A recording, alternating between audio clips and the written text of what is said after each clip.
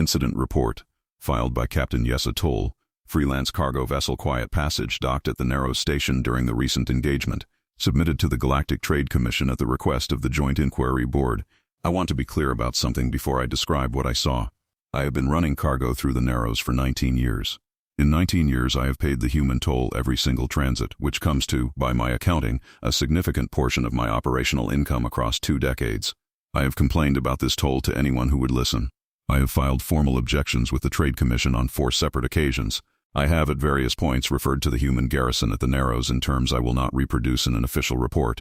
I am telling you this so that what follows does not sound like the account of someone predisposed to admire humans. I am not predisposed to admire humans. What I am is honest. And what I saw on the day in question is something I am going to describe as accurately as I can because I was there and most of the people asking questions weren't. I had been docked at the Narrows for 6 hours when the alert started. The Narrows station sits at the jump point itself, the single navigable route into the Kareth resource belt, the most concentrated deposit of rare materials in this region of the galaxy.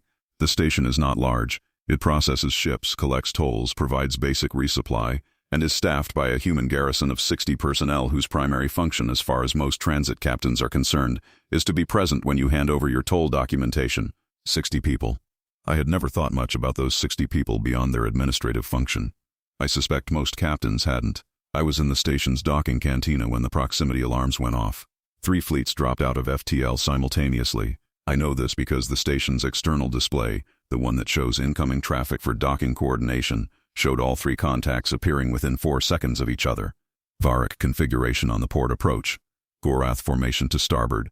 Rinduali vessels coming in from directly ahead, which put them between the station and the jump point itself. Combined fleet strength. I counted 47 vessels before I stopped counting and started trying to remember where the emergency shelters were. The station had no weapons I had ever seen. The garrison had 60 people. I want you to understand the arithmetic of what I was looking at. 47 warships. 3 species that historically despise each other, clearly having set that aside long enough to coordinate a simultaneous approach.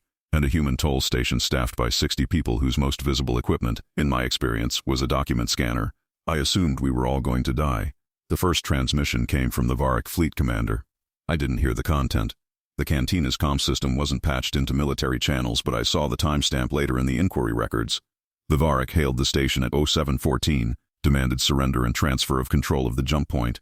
Standard ultimatum language, the inquiry board told me, very professional. The human garrison commander's response came back in 40 seconds.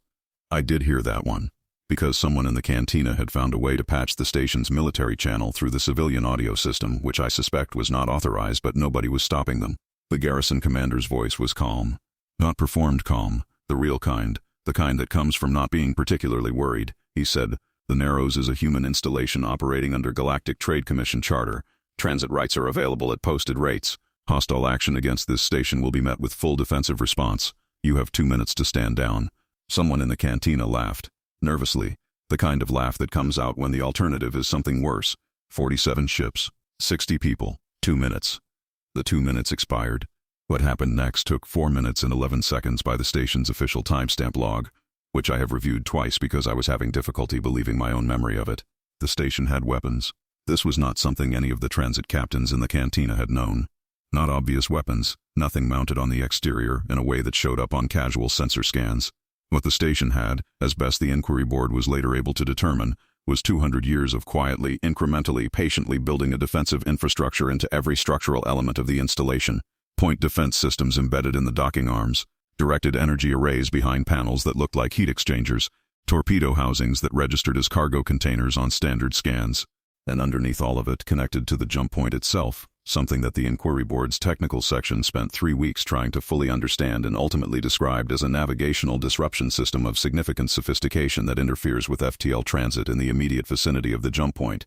In plain language, nobody was jumping in or out while the garrison commander didn't want them to.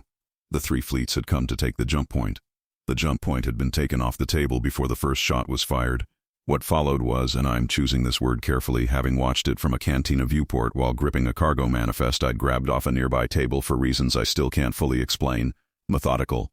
The garrison knew exactly where everything was. They had been sitting at this junction for 200 years. They knew the approach vectors, The sensor blind spots the precise geometry of the space around the Narrows in the kind of detail that only comes from 2 centuries of watching every ship that passed through and thinking, presumably, about what would happen if someone decided to stop paying the toll. The Varrock formation lost cohesion in the first 90 seconds.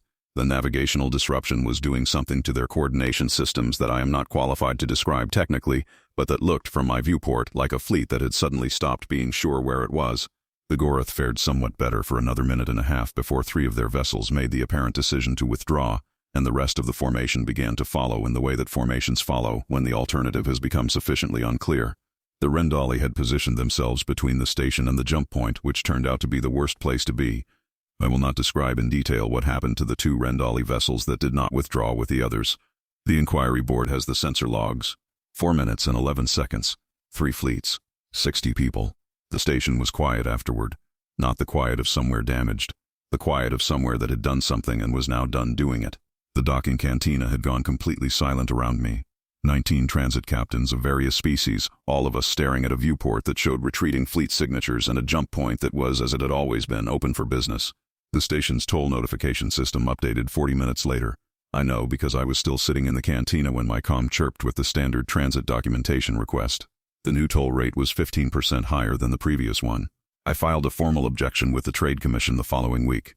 As I said, I am not predisposed to admire human, but I paid the toll. Follow Sci-Fi Shorts for more original sci-fi short stories, HFY, space opera, and life between the stars.